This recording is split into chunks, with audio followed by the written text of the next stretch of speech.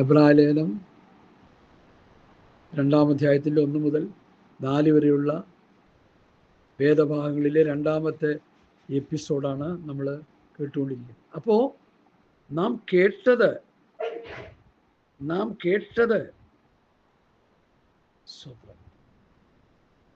എന്ത് നമ്മൾ കേട്ടു? അതുകൊണ്ട് നാം വല്ലപ്പോഴും ഒഴുകിപ്പോകാതിരിക്കേണ്ടതിന് കേട്ടതധികം ശ്രദ്ധയോടെ കരുതിക്കൊള്ളണം. എന്താ കേട്ടത്?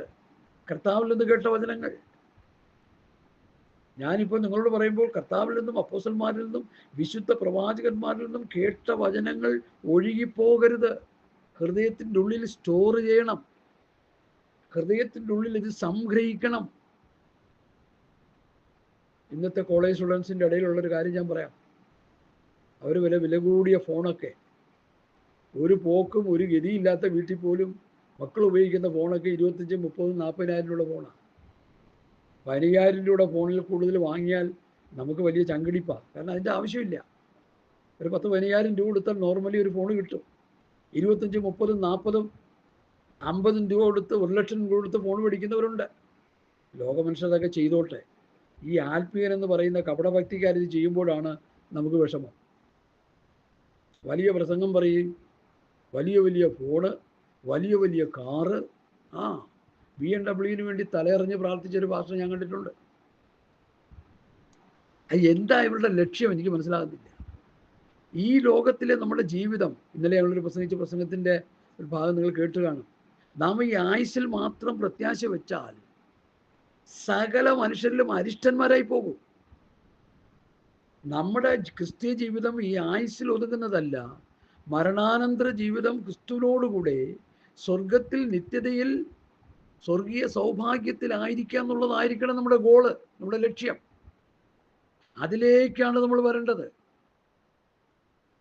ഈ ലോകത്ത് ജാതികളായിട്ടുള്ളവർ, മറ്റ് വിവിധ റിലിജൻസിലുള്ളവരൊക്കെ നയിക്കുന്ന ക്രിസ്ത്യ ജീവിതം കണ്ടിട്ട് അതുപോലെ ആകാനാണ് നമ്മുടെ കിടന്ന് തുള്ളുന്നേ.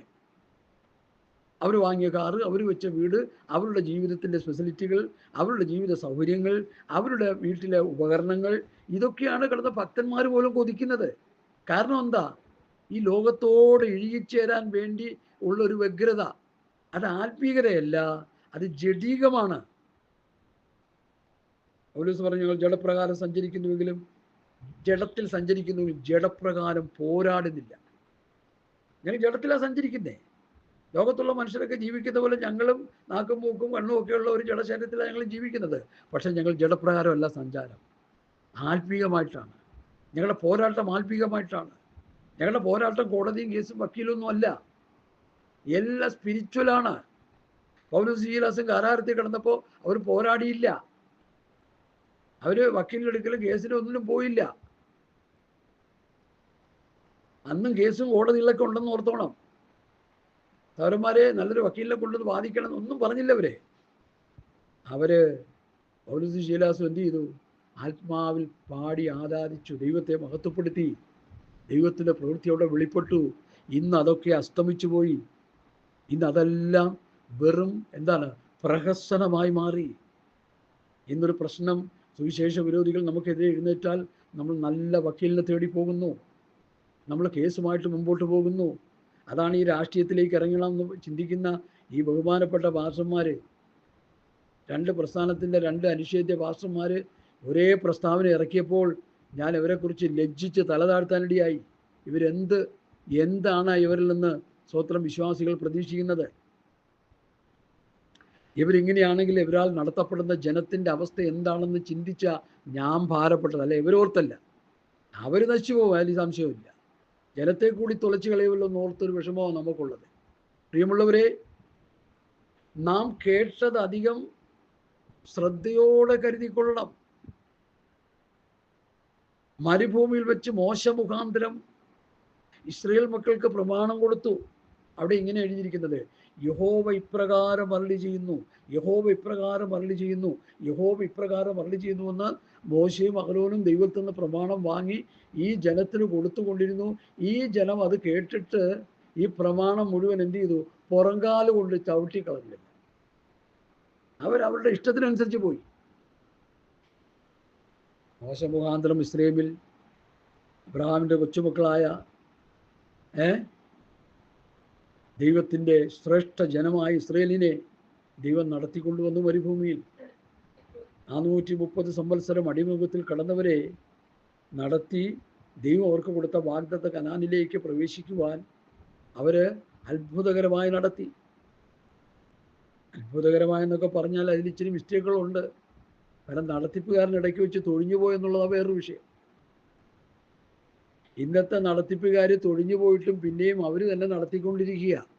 ഇതെവിടെ ചെന്ന് അവസാനിക്കുമെന്ന് ഓർത്ത് ഞാൻ പകച്ചു നോക്കിക്കൊണ്ടിരിക്കുക. വ്യവസ്ഥ തെറ്റിച്ചപ്പോൾ ദൈവം പറഞ്ഞു, ഇനി നീ നടത്തണ്ട, യോശുവയെ പ്രാർത്ഥിച്ചാക്കിക്കുമെന്ന് ദൈവം കൽപ്പിച്ചു. ഇവിടെ അത് പറയാനൊന്നും ആളില്ല. കാരണം അവരുടെ ശിങ്കിടികളെയാണ് തലപ്പത്ത് വെച്ചിരിക്കുന്നത്. ഭരണത്തിൻ്റെ ചുക്കാൻ പിടിക്കുന്നവരൊക്കെ അവർ ശിങ്കിടികളാണ്, ഭായിമാരാ. പാപം ചെയ്യാനും കൊള്ളയടിക്കാനും മറ്റുള്ളവനെ നശിപ്പിക്കാനും ഇവരെല്ലാം ഒന്നിച്ചു കൂടുന്നവരാ. അവരുടെ ഇടയിൽ ആരെങ്കിലും ഒരു ആത്മീയരുണ്ടെങ്കിൽ അവരെ ഒന്നിച്ച് നിന്ന് അവരെ ഫൈറ്റ് ചെയ്ത് അവന് എടുത്ത് തോട്ടിക്കളയാൻ പര്യാപ്തമായവരാണ് സംഘടനയിൽ കിടക്കുന്നത്. അതുകൊണ്ട് സത്യവിശ്വാസികളെ, ഭക്തന്മാരെ, കർത്താവിൻ്റെ ഒരു പോകാൻ ആഗ്രഹിക്കുന്നവരുണ്ടെങ്കിൽ അവിടെ നിന്ന് ഓടി രക്ഷപ്പെട്ടോ. ഓരോ പുത്രന്മാരുടെ ആരോട് ദൈവം പറഞ്ഞതുപോലെ നിങ്ങളുടെ പിതാക്കന്മാരുടെ ഒക്കെ ഓടി രക്ഷപ്പെട്ടോ. എന്താ കാര്യം? ഭൂമി വായ് വളർന്നവരെ വിഴുങ്ങാൻ പോവുക.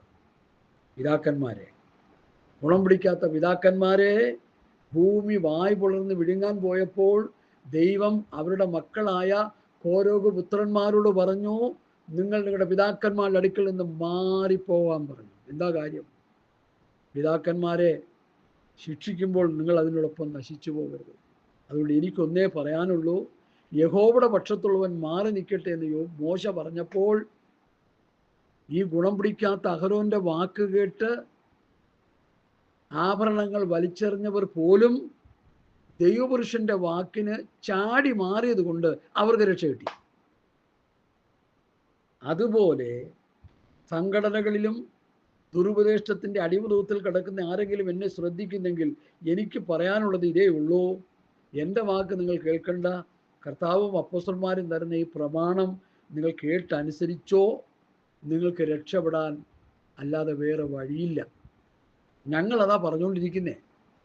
കേട്ടത് അധികം ശ്രദ്ധയോടെ കരുതുക. അപ്പോസ്തലന്മാരും കർത്താവും അപ്പോസ്തലന്മാരും നമുക്ക് തരുന്ന പ്രമാണം ശ്രദ്ധയോടെ നമ്മൾ കരുതണം. കരുതിയില്ലെങ്കിൽ എന്തോ പറ്റും പാസ്റ്ററെ. എബ്രായ ലേഖനം 13-ാം അധ്യായം എടുക്കാം. 13-ാം അധ്യായത്തിലെ വാക്യങ്ങൾ വായിക്കണം. 13-ാം അധ്യായത്തിലെ ശ്രേഷ്ഠമായ ഒരു വാക്യം വായിക്കണം.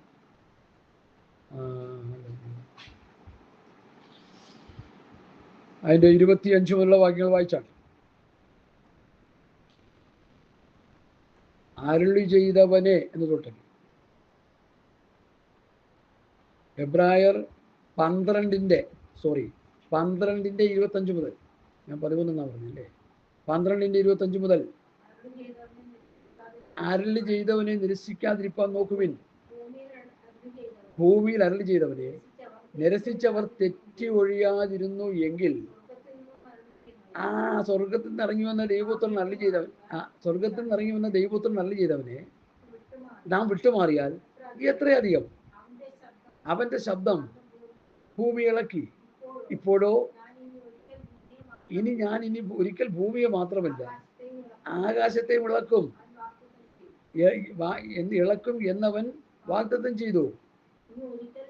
ഇനി ഒരിക്കൽ എന്നത് ഇളക്കമില്ലാത്തത് നിലനിൽക്കേണ്ടതിന് നിർമ്മിതമായ ഇല്ലാത്തതിന് മാറ്റം വരും എന്ന് സൂചിപ്പിക്കുന്നു. ആകയാൽ ഇളകാത്ത രാജ്യം പ്രാപിക്കുന്നത് കൊണ്ട് നാം നന്ദിയുള്ളവരായി ദൈവത്തിന് പ്രസാദം വരുമാറ് ഭക്തിയോടും ഭയത്തോടും കൂടി സേവ ചെയ്യുക. നമ്മുടെ ദൈവം ദഹിപ്പിക്കുന്ന അഗ്നിയല്ലോ. കണ്ടോ, എബ്രായരോട് പറയുമ്പോൾ ആ പദം ഉപയോഗിക്കുക. അത് നമുക്കും കൂടിയുള്ളതല്ലേ. ദൈവം ദഹിപ്പിക്കുന്ന അഗ്നിയാന്നാ. ഇന്ന് പാസ്റ്റർമാരുടെ പ്രസംഗം മുഴുവൻ സ്നേഹസമ്പന്നൻ, ആർദ്രതയുള്ളവൻ, മനസ്സലിയുള്ളവൻ, ക്ഷമിക്കുന്നവൻ, കരുണയുള്ളവൻ. 3 ദിവസം കർത്താവ് വചനം കേട്ടുകൊണ്ട് കർത്താവിൽ നിന്ന് വചനം കേട്ടവരെ കുറിച്ച് കർത്താവിന് എന്തുണ്ടായി? എനിക്ക് അവരെക്കുറിച്ച് മനസ്സലിവ് തോന്നുന്നു. ഇങ്ങനെ വിട്ടാൽ അവർ വഴിയിൽ വെച്ച് ക്ഷീണിച്ചു പോയിക്കും. നിങ്ങൾ അവർക്ക് ഭക്ഷിപ്പാൻ കൊടുക്കുന്ന അവരുടെ ഒരു കുന്തവും ഇല്ല. ഇന്ന് പല ഭാഷന്മാർക്കും ആത്മീയമായി ഭക്ഷിക്ക് കൊടുക്കാൻ അവർക്കൊന്നുമില്ല കയ്യിൽ. പക്ഷേ ചപ്പും ചോറും ഒക്കെ അതാ തീറ്റിച്ചുകൊണ്ടിരിക്കുന്നേ. നമുക്ക് ഭരണം പിടിക്കണം, ഓപ്പറേഷൻ ഭരിക്കണം, അത് പിടിക്കണം, ഇത് പിടിക്കണം എന്നൊക്കെ പറഞ്ഞാൽ എന്താ? അടികൊള്ളാതിരിക്കാനാ. സുവിശേഷ നിമിത്തം അടികൊണ്ട് രക്തസാക്ഷികളായ ചരിത്രമാണ് നമ്മുടെ പുതിയ നിയമ സഭയ്ക്കുള്ളത്. സുവിശേഷ നിമിത്തം ജീവൻ നഷ്ടമായ ശിഷ്യന്മാരുടെ ചരിത്രമാണ് നമ്മുടെ മുമ്പിൽ നിൽക്കുന്നത്.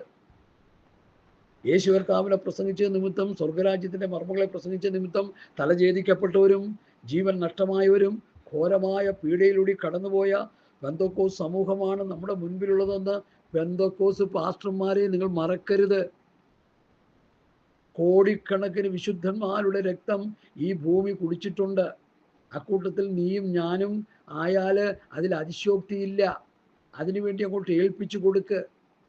നിന്റെ പ്രാണനെ നീ നേടിയാൽ നീ നിന്റെ ആത്മാവിനെ നഷ്ടപ്പെടുത്തിയെന്നാണ് കർത്താവ് പഠിപ്പിച്ചത്. സ്തോത്രം.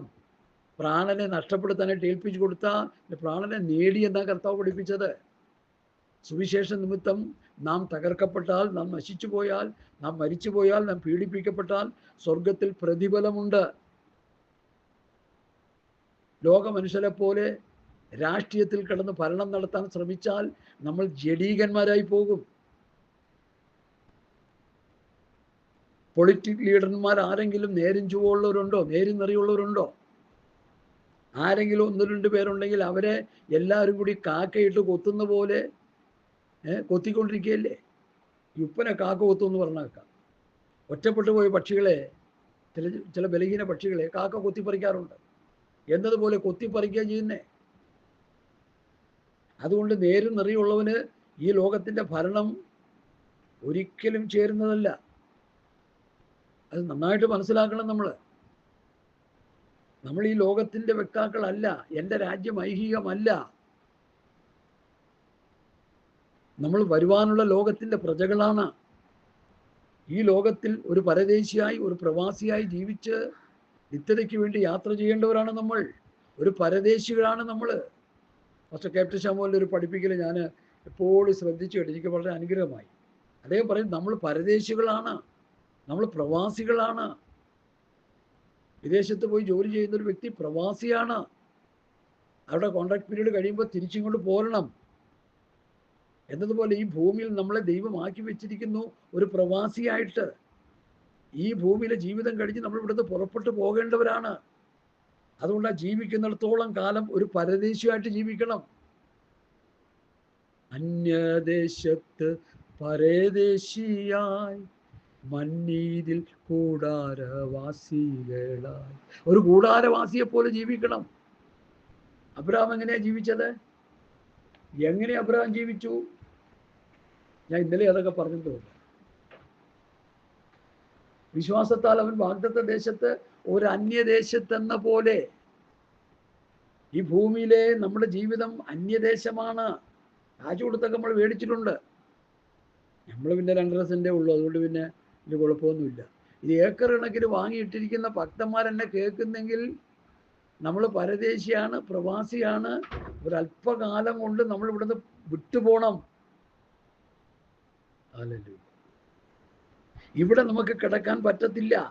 ഈ ഭൂമിയിൽ ഒരു മനുഷ്യനും ദൈവം സീറ്റ് തരത്തില്ല. ചിലരൊക്കെ വിചാരിച്ചിരിക്കുന്നത് മമ്മികളായിട്ടൊക്കെ കൊണ്ടുവന്ന് എണ്ണയൊക്കെ പൂശി മരുന്നൊക്കെ ഇട്ട്, ഈജിപ്തിലൊക്കെ ഒത്തിരി മമ്മികളുണ്ട്. അവിടെ ഭരിച്ച ലീഡർമാർ, മന്ത്രിമാരും പ്രമുഖന്മാരൊക്കെ മമ്മികളായിട്ട് മരുന്നൊക്കെ ഇട്ട് സൂക്ഷിച്ചു വെച്ചിട്ടുണ്ട്. ലെനിനെ അങ്ങനെ വെച്ചിരിക്കുക. ഞാനെനിക്ക് പത്രത്തോടെ കണ്ടു. അത് ഇവരെല്ലാം ഉയർത്തെഴുന്നേറ്റ് നരകക്കുഴിയിലോട്ട് ദൈവം വലിച്ചുകൊണ്ട് പോകുന്നവരെല്ലാം ആട്ടിപ്പായിക്കും. മരണാനന്തര ജീവിതം ക്രിസ്തുവിൽ ജീവിച്ച് മരിച്ചവർക്ക് മാത്രമേ നിത്യത കിട്ടത്തുള്ളൂ.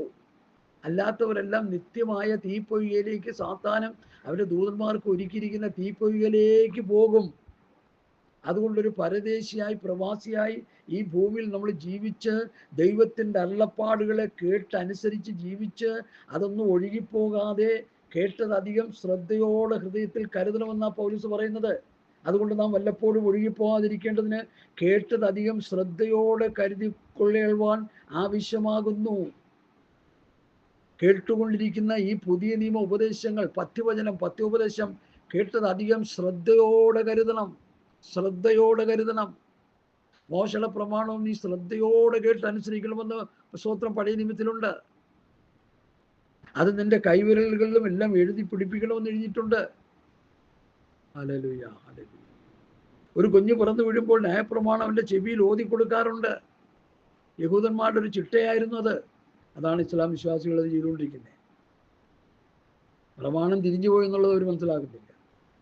എന്നെ കേൾക്കുന്ന പ്രിയപ്പെട്ടവരെ, നമ്മൾ കേട്ട വചനം നമ്മുടെ ഹൃദയത്തിൽ സംഗ്രഹിക്കാൻ കഴിയുന്നോ? കോളേജ് പിള്ളേർ ബാംഗ്ലൂർ യാത്ര, അങ്ങനെ വിദേശത്തൊക്കെ യാത്ര ചെയ്യുമ്പോൾ, ഈ ബാംഗ്ലൂർ യാത്രയില്ല കൂടുതലൊന്നും ഞാൻ കേൾവിപ്പെട്ടത്, മൊബൈൽ ഫോണിൽ കണ്ട അശ്ലീലങ്ങളെല്ലാം ചപ്പും ചവറും എല്ലാം കുത്തി കയറ്റി അവരത് കേട്ടോണ്ടാ പോകുന്നേ, അവർ കണ്ടോണ്ടാ പോകുന്നേ. സ്തോത്രം. അവരുടെ ഫോണിൽ അത് സ്റ്റോർ ചെയ്തിരിക്കുക. അതുപോലെ ഈ വിശുദ്ധമായ തിരുവെഴുത്തുകൾ നമ്മുടെ ഹൃദയത്തിൽ സ്റ്റോർ ചെയ്യണം, ഫോണിലും സ്റ്റോർ ചെയ്യണം. നല്ല നല്ല മെസ്സേജുകൾ നിങ്ങൾ ഫോണിൽ സ്റ്റോർ ചെയ്തിട്ട് ഇടയ്ക്കിടയ്ക്ക് കേൾക്കണം. ഞാനൊരിക്കൽ ഇന്നേക്ക് എനിക്ക് തോന്നുന്നൊരു 10 വർഷം മുമ്പാണെന്ന് തോന്നുന്നു, 10 വർഷം, സഭ ക്രിസ്തുവിൻ്റെ ശരീരം എന്നൊരു ക്ലാസ് വരാപ്പുഴ പാസ്റ്റർ വില്യംസിൻ്റെ വീട്ടിൽ നടത്തിയായിട്ട് ഞാൻ ഓർക്കുന്നു. അത് കഴിഞ്ഞ് 4-5 വർഷം കഴിഞ്ഞപ്പോൾ അതിൽ 1-2 പാസ്റ്റർമാരെ വേറെ സ്ഥലത്ത് വെച്ച് നമ്മൾ കണ്ടുകൂട്ടിയപ്പോൾ, പാസ്റ്ററെ ആ ക്ലാസ് ഇന്ന് ഞങ്ങളുടെ ഹൃദയത്തിൽ നിന്ന് പോയിട്ടില്ല, ഞങ്ങളുടെ ഫോണിൽ കിടപ്പുണ്ട്, ഇടയ്ക്കിടയ്ക്ക് അത് കേൾക്കും. കാരണം അവർക്കത് മനസ്സിലായി, സഭ ക്രിസ്തുവിൻ്റെ ശരീരം എന്നുള്ള വിഷയം അധികം ആരും പ്രസംഗിക്കപ്പെടാത്തൊരു വിഷയമാണത്.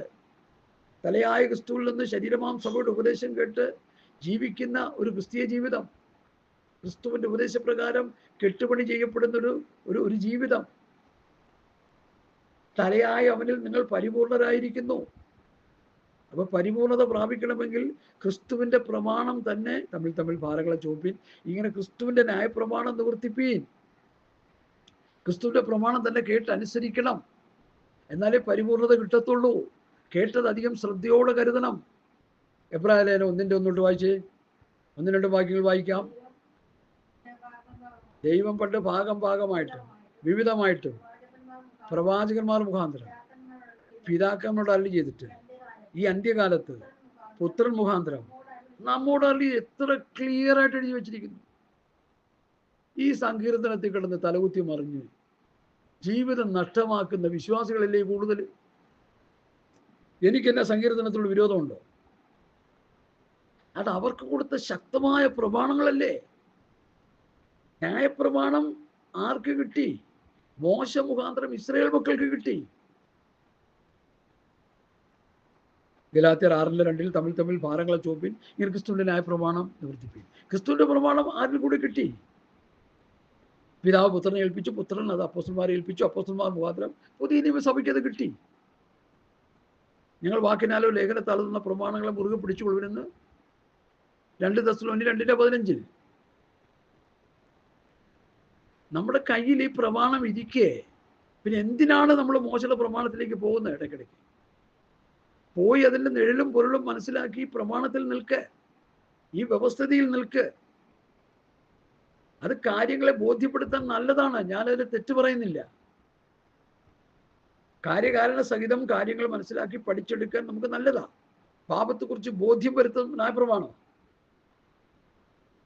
പക്ഷേ അത് നമുക്ക് നമ്മുടെ പിതാക്കന്മാർക്ക് ചുമക്കാൻ കഴിയാത്ത നുഖമാണെന്ന് നമ്മൾ മനസ്സിലാക്കിക്കോളാം.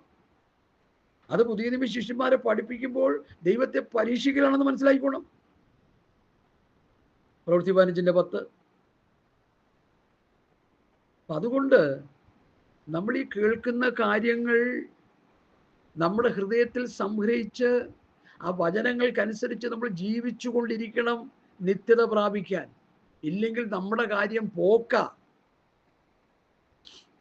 എൻ്റെ കൂടെയുള്ള കുറേ സഹോദരന്മാരുണ്ട്, എനിക്ക് അവരോട് ഒരു വിദ്വേഷവും വെറുപ്പൊന്നുമില്ല. പക്ഷേ നിങ്ങൾ കേട്ട വചനം നിങ്ങൾ കുഴിച്ചു മൂടി എന്നുള്ളൊരു കുറ്റം നിങ്ങളെക്കുറിച്ച് എനിക്ക് പറയാനുണ്ടെന്ന് പറയും. അവർക്കത് കേൾക്കുന്നതല്ല വലിയ ബുദ്ധിമുട്ടാണ്. ബുദ്ധിമുട്ടിട്ട് കഥയില്ല. നിങ്ങൾ കേട്ട ഉപദേശം നിങ്ങൾ എവിടെ കൊണ്ടേ കുഴിച്ചു മൂടി പറ. നിങ്ങൾ നിങ്ങളുടെ അച്ഛൻ്റെ ഇഷ്ടവും നിങ്ങളുടെ അപ്പൻ്റെ അമ്മയുടെ ഇഷ്ടം ചെയ്തുകൊണ്ടിരിക്കുകയാണോ, അതോ ദൈവം ഇഷ്ടം ചെയ്യുന്നു? ഇപ്പോൾ ഞാൻ മനുഷ്യനെയോ ദൈവത്തെയോ സന്തോഷിപ്പിക്കുന്നത്, ഞാൻ മനുഷ്യനെ പ്രസാദിപ്പിച്ചാൽ ദൈവത്തിൻ്റെ ദാസനായിരിക്കുകയില്ല. അവരവരുടെ ഭാര്യമാരെയും ഭർത്താക്കന്മാരെയും ഒക്കെ പ്രസാദിപ്പിച്ചാണ് ഇന്ന് പല വിശ്വാസികളും പോകുന്നത്. അത് അപകടമാണ്. അപകടം മണത്തതുകൊണ്ട് പറയുക. ഭാര്യ അല്ലാതിരിക്കുന്നില്ല, ഭർത്താവ് അല്ലാതിരിക്കുന്നില്ല. ഇതൊക്കെ നമുക്ക് വേണം, ജഡബന്ധങ്ങളൊക്കെ നമുക്ക് വേണം.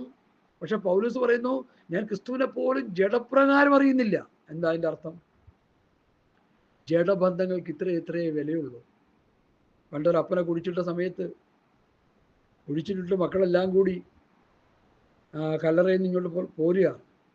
അപ്പോൾ ഈ മക്കളെല്ലാം കൂടി വെളിവ് കെട്ട ഒരു കരച്ചിൽ. അല്ല, അങ്ങനെ പറയാവുള്ളൂ. എന്താ കരച്ചിൽ? അപ്പാ ഞങ്ങൾ ഇട്ടിട്ട് പോവുകയാണോ എന്ന്. അപ്പോൾ അപ്പം കുഴിയിൽ കിടന്നുകൊണ്ട് പറയാനായിട്ടൊരു അവസരം ഉണ്ടായെന്നിരിക്കട്ടെ. അപ്പൻ എന്തോ പറയും കുഴിയിൽ കിടന്നുകൊണ്ട്? എൻ്റെ പൊന്നുമക്കളെ, വിവരദോഷികളെ, നിങ്ങളല്ലേ എന്നെ ഇട്ടിട്ട് പോണത്? നിങ്ങൾ എന്നെ കുഴിയിട്ടിട്ട് നിങ്ങളല്ലേ പോണത്? എന്തിനാ നിങ്ങൾ എന്നെ ഇട്ടിട്ട് പോവാണ് നിങ്ങൾ? അപ്പോൾ അതാ പറഞ്ഞത്, വിവരക്കേടിൻ്റെ കരച്ചിലുമുണ്ട്, വിവരക്കേടിൻ്റെ പുലമ്പലുകളുമുണ്ട്. അതാ ഇപ്പോൾ കേട്ടുകൊണ്ടിരിക്കുന്നത്. രാഷ്ട്രീയത്തിൽ നമ്മൾ പോകണമെന്ന് പറഞ്ഞ വിവരക്കേടാ, ശുദ്ധമായ വിവരക്കേടാ. അതൊരു ആത്മീകന്റെ ലക്ഷണമല്ല. പുതിയ നിയമസഭയിലുള്ള വിശ്വാസികൾക്ക് ഈ ലോകത്തിൻ്റെ ബന്ധങ്ങൾ, ഈ ലോകത്തിൻ്റെ ഭരണസാന്നിധ്യങ്ങൾ അവർക്ക് നിഷിദ്ധമാണ്. കാരണം എൻ്റെ രാജ്യം ഐഹികമല്ല. കർത്താവ് വിഭാവന ചെയ്യുന്ന രാജ്യം ഇതല്ല, സ്വർഗീയമാണ്, ഉയരത്തിലേതാണ്. ഭൂമിയിലുള്ള ഉയരത്തിലുള്ളത് തന്നെ ചിന്തിപ്പീൻ, ഉയരത്തിലുള്ളത് തന്നെ അന്വേഷിപ്പീൻ. ഗലാത്യർ 3:1 ഉയരത്തിലുള്ളത് തന്നെ അന്വേഷിപ്പീൻ, ഉയരത്തിലുള്ളത് തന്നെ ചിന്തിപ്പീൻ. അങ്ങനെ ചെയ്യുമ്പോൾ ജീവനായ ക്രിസ്തു വെളിപ്പെടുമ്പോൾ നിങ്ങൾ അവരോട് തേജസ്സിൽ വെളിപ്പെടും. ഉയരത്തിലുള്ളത് ചിന്തിക്കാതെ, ഉയരത്തിലുള്ളത് അന്വേഷിക്കാതെ ഈ ഭൂമിയിലെ കാര്യങ്ങളെ കിടന്ന് പരതുന്നവർ എവിടെ പോകുന്നായി പറയണേ? ആനയുടെ തലപ്പത്തിരിക്കുന്നത്, നെറ്റിപ്പട്ടത്തിൻ്റെ മുകളിലൊക്കെ ഇരിക്കുന്നത് ദേവന്മാരാണെന്ന് അവർ പറയുന്നേ. ദേവിയുടെയും ദേവൻ്റെയൊക്കെ ഫോട്ടോ വെച്ചിട്ട് അവർ ആനയെ കൊണ്ട് പ്രദർശനം ചെയ്യിക്കുക. ഇടയ്ക്കിടയ്ക്ക് ആനയ്ക്ക് ഭ്രാന്തളകുമ്പോൾ തേങ്ങ ചവിട്ടി പൊട്ടിക്കുന്നവരെടുത്ത് ചവിട്ടി പൊട്ടിക്കുകയും ചെയ്യും. മുകളിലിരിക്കുന്നവരെ ചുഴറ്റിയെടുത്ത് എറിയുകയും ചെയ്യും. ഇത്രയും കണ്ടുകൊണ്ടിരിക്കും നമ്മൾ. ഈ അമ്പലപ്പുറമ്പിൽ കിടന്ന് ഓടുന്ന ഓട്ടം കണ്ട് നമ്മൾ കരയുകയാണ്, നമുക്ക് സങ്കടം വരിക. ഒരു മനുഷ്യനെയൊക്കെ എടുത്ത് മതിലടിച്ച് കൊല്ലുക എന്ന് പറഞ്ഞാൽ എന്താ അതിൻ്റെ അർത്ഥം? മൃഗത്തിൻ്റെ സ്വഭാവം കാണിക്കും. മനുഷ്യൻ മൃഗത്തെക്കാൾ അധംപതിച്ചൊരു കാലമായി മാറിയില്ലേ? മൃഗത്തെ മൃഗമായിട്ട് കാണുക, മനുഷ്യനെ മനുഷ്യനായിട്ട് കാണുക. ഹല്ലേലൂയ, സ്തോത്രം. എന്നെ കേൾക്കുന്ന പ്രിയപ്പെട്ടവരെ, നമ്മൾ ഈ കേൾക്കുന്ന വചനങ്ങൾ ഹൃദയത്തിൻ്റെ ഉള്ളിൽ സംഗ്രഹിക്കണം. ദൈവം പണ്ട് ഭാഗമായി വിധമായി പ്രവാചകന്മാർ മുഖാന്തരം പിതാക്കന്മാരോട് അരുളി ചെയ്തിട്ട് അന്ത്യകാലത്ത് പുത്രൻ മുഖാന്തരം നമ്മോട് അരുളി ചെയ്തിരിക്കുന്നു. അന്ത്യകാലം, യോഹന്നാൻ സ്നാപകൻ യേശുക്രിസ്തുവിന് വഴികാട്ടിയായി വന്ന ആ കാലം മുതൽ ഇങ്ങോട്ടുള്ള കാലം അന്ത്യകാലമെന്ന് പഠിപ്പിക്കുന്നു. കർത്താവ് യേശുക്രിസ്തുവിൻ്റെ പഥ്യവചനവും ഭക്തിക്കത്ത് ഉപദേശമാണ് ഈ അന്ത്യകാലത്ത് പുതിയ നിയമസഭ അനുസരിക്കേണ്ടത്, അല്ല ന്യായപ്രമാണമല്ല. ഇത് നന്നായിട്ട് മനസ്സിലാക്കണം. ഹല്ലേലൂയ, പ്രൈസ് ദി ലോർഡ്, സ്തോത്രം. ദൈവം പണ്ട് ഭാഗമായി വിവിധമായി പ്രവാചകന്മാർ മുഖാന്തരം അരുളി ചെയ്തിട്ട് ഈ അന്ത്യകാലത്ത് പുത്രൻ മുഖാന്തരം നമ്മോട് അരുളി ചെയ്തിരിക്കുന്നു. അന്ത്യകാലത്ത് പുത്രൻ മുഖാന്തരം പ്രവാചകന്മാരിലൂടെ ദൈവം അരുളി ചെയ്തു. ഏതായിരുന്നു അരുളപ്പാട്? മോശ മുഖാന്തരം കൊടുത്ത അരുളപ്പാട് ന്യായപ്രമാണത്തിൽ. ഞാനതിനെക്കുറിച്ച് ചില കാര്യങ്ങൾ വ്യക്തമാക്കാനായിട്ട് കർത്താവിൻ്റെ കൃപയിൽ ശരണപ്പെടുകയാണ്. ദൈവമക്കളെ, ശ്രദ്ധയോടെ ഇതൊന്ന് കേൾക്കണം. ഈ കാര്യങ്ങളെ കാര്യകാരണ സഹിതം പഠിപ്പിക്കുകയും ചെയ്യുന്ന രീതി ഇത് നമുക്ക് കാണാൻ കഴിയുന്നില്ല പലയിടങ്ങളിലും. അവരവർക്ക് തോന്നിയ പോലെയാണ് ഓരോരുത്തരും ഇങ്ങനെ പറഞ്ഞുകൊണ്ടിരിക്കുന്നത്. വിഷയങ്ങളുടെ ഗൗരവം മനസ്സിലാക്കി പഠിപ്പിക്കുന്ന പഠനങ്ങൾ ഇന്ന് വളരെ കുറവാണ്. സ്തോത്രം. ഞാനത് മനസ്സിലാക്കിയോണ്ട് ഞാൻ ഈ പറയുന്നേ. കാര്യങ്ങളെ മനസ്സിലാക്കി പഠിപ്പിച്ച് മുമ്പോട്ട് പോയില്ലെങ്കിൽ എന്തോ പറ്റുമെന്ന് ചോദിച്ചാൽ അബദ്ധത്തിൽ ചെന്നിയാടും. ദൈവം പണ്ട് ഭാഗമായി വിവിധമായിട്ടെന്ന് പറഞ്ഞാൽ നിഷ്പാപയുഗം മുതൽ നിത്യയുഗം വരെ ഉള്ള കാലഘട്ടത്തെയാണ് ഇവിടെ പറയുന്നത്. ദൈവം പണ്ട് ഭാഗമായിട്ടും വിവിധമായിട്ടും പ്രവാചകന്മാർ മുഖാന്തരം പിതാക്കന്മാരോട് അരുളി ചെയ്തു. നിഷ്പാപയുഗത്തിൽ അരുളപ്പാട് കൊടുത്തു. നിഷ്പാപയുഗം ആദാമിൻ്റെ സൃഷ്ടി മുതൽ വീഴ്ച വരെയുള്ള കാലഘട്ടത്തിന് നിഷ്പാപയുഗം എന്ന് പറയുന്നു. യുഗങ്ങളെ 9 തരംതിരിച്ച് പഠിപ്പിക്കുന്നത്. ചിലരൊക്കെ 10ഉം 12ഉം ഒക്കെ ഓരോരുത്തർ തോന്നിയ പോലെയൊക്കെ പറയുന്നത്. മാന്യമായൊരു പഠിപ്പിക്കലാണ് ഞാൻ നിങ്ങളോട് പറയുന്നത്. അത് കഴിഞ്ഞ് മനസ്സാക്ഷി യുഗം, ആദാമ്യ വീഴ്ച മുതൽ ജലപ്രളയം വരെ. മൂന്നാമത്തത് മാനുഷിക ഭരണയുഗം. സ്വത്രം, ജലപ്രളയം മുതൽ പെട്ടകത്തിൽ നിന്നിറങ്ങിയ കാലം വരെ. സ്വത്രം. അടുത്ത വാഗ്ദത്ത യുഗം, അബ്രഹാമിനോടുള്ള വാഗ്ദത്തം മുതൽ ന്യായപ്രമാണം വരെ.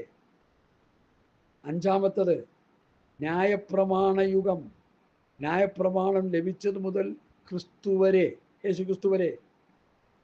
അടുത്ത നമ്മുടെ യുഗം വരുന്നു, കൃപായുഗം. യേശു ക്രിസ്തുവിൻ്റെ പ്രത്യക്ഷത തൊട്ട് ഭൂമിയിൽ വന്ന് കർത്താവ് മരിച്ചു അടക്കപ്പെട്ടു ഒരുത്തൻ്റെ സ്വർഗത്തിൽ പോയി.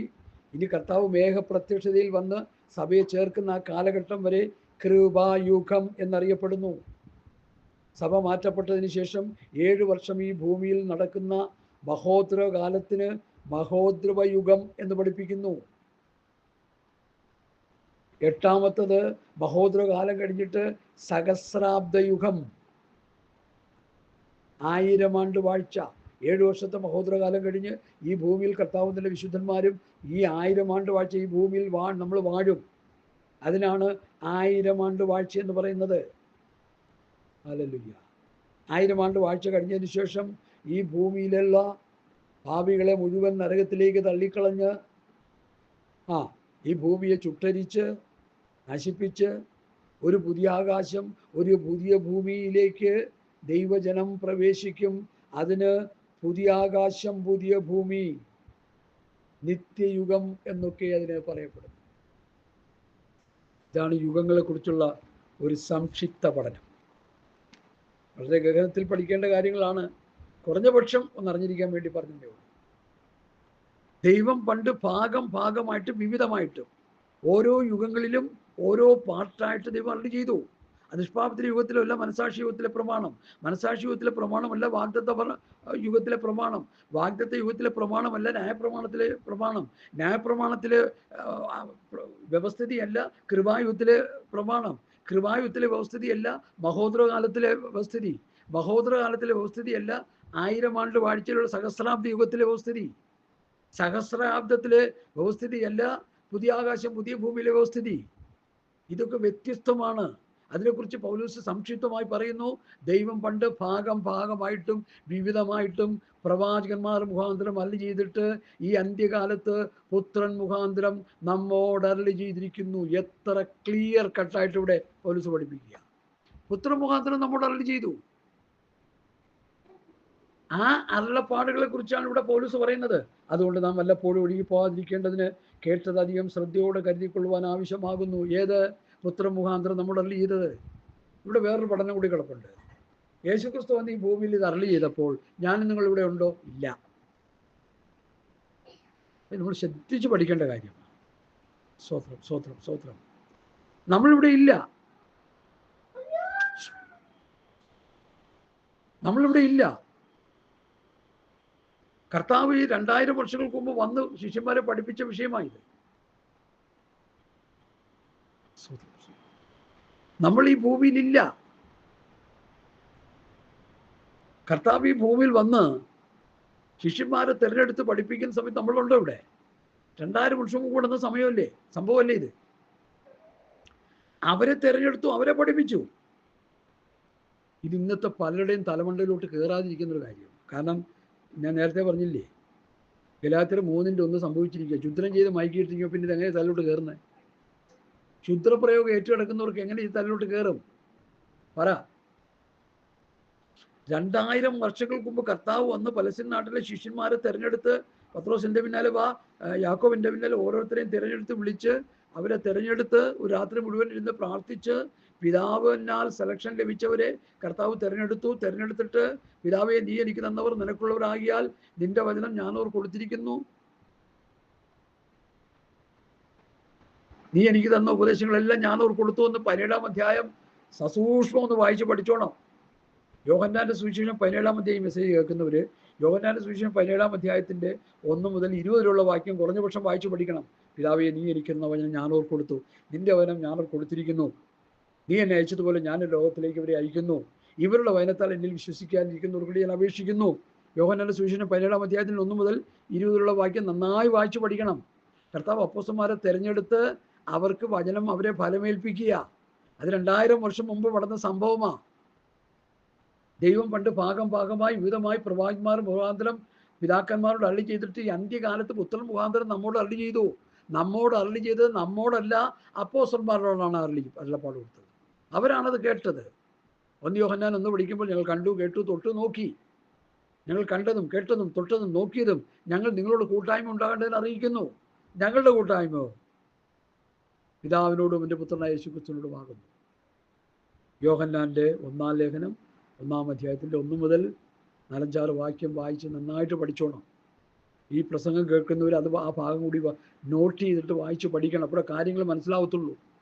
തിരുവെഴുത്തുകളെയും ദൈവശക്തി അറിയാതെ തെറ്റിപ്പോകുന്നു. നമ്മൾ തെറ്റിക്കിടക്കുക പലരും. ഈ തെറ്റിപ്പോയ അവസ്ഥയിൽ നിന്ന് മടങ്ങി വരുവാൻ ഈ പ്രസംഗം നിങ്ങൾക്ക് പ്രയോജനമായി ഭവിക്കുമെന്ന് ഞാൻ പൂർണ്ണമായി വിശ്വസിക്കുന്നു. ഇത് കാശിന് വേണ്ടി പ്രസംഗിക്കുന്നില്ല, കസേരയ്ക്ക് ഉറപ്പിക്കാൻ പ്രസംഗിക്കുന്നതല്ല. ഇത് വ്യക്തികളുടെ ആത്മരക്ഷയ്ക്ക് വേണ്ടി പ്രസംഗിക്കുന്ന പ്രസംഗങ്ങളാണ്. ഞങ്ങളൊക്കെ പ്രസംഗിക്കുന്ന പ്രസംഗം ജനത്തെ നിത്യതയെത്തിൽ എത്തിക്കാൻ വേണ്ടിയുള്ള പ്രസംഗമായി ചെയ്യുന്നത്, കൂലിക്ക് പ്രസംഗിക്കുന്നതല്ല. സ്തോത്രം. ആരെങ്കിലും എന്തെങ്കിലും സന്തോഷത്തോടെ അയച്ചു തന്നാൽ അത് സ്വീകരിക്കും, അതിന് യാതൊരു കുഴപ്പമില്ല. പക്ഷെ അതിനു വേണ്ടി അല്ല പ്രസംഗിക്കുന്നതെന്ന് ഓർത്തോളണം. വേലക്കാരൻ തന്റെ കൂലിക്ക് യോഗ്യനെന്നുള്ള വചനം എൻ്റെ പുസ്തകത്തിൽ കിടപ്പുണ്ട്. അത് കർത്താവ് നമുക്ക് ആരെങ്കിലും തരുമ്പോൾ അത് കർത്താവിൻ്റെ കരമാണ് അതിൻ്റെ പിന്നിൽ എന്ന് മാത്രമേ നമ്മൾ ഓർക്കുള്ളൂ. ഹല്ലേലൂയ. അതുകൊണ്ട് എന്നെ കേൾക്കുന്ന പ്രിയപ്പെട്ടവരെ, പണത്തിന് വേണ്ടിയും കസേരയ്ക്ക് വേണ്ടിയും സുവിശേഷം കയ്യിലെടുത്തുകൊണ്ടിരിക്കുന്ന കള്ളപ്രവാചകന്മാരും ദുരുപദേഷ്ടകന്മാരും ആത്മീയ ഗോളത്തെ പിടിച്ചടക്കി വെച്ചിരിക്കുന്ന ഈ കാലഘട്ടത്തിൽ ഇതാ നിങ്ങളുടെ ചെവിയിൽ പഥ്യവചനം, പഥ്യോപദേശം ശക്തമായി ദൈവത്തിൻ്റെ ആത്മാവ് നൽകി തരികയാണ്. ദൈവം പണ്ട് ഭാഗമായിട്ടും വിവിധമായിട്ടും പ്രവാചകന്മാർ മുഖാന്തരം അരുളി ചെയ്തിട്ട് ഈ അന്ത്യകാലത്ത് പുത്രൻ മുഖാന്തരം നമ്മോട് അരുളി ചെയ്തിരിക്കുന്നു.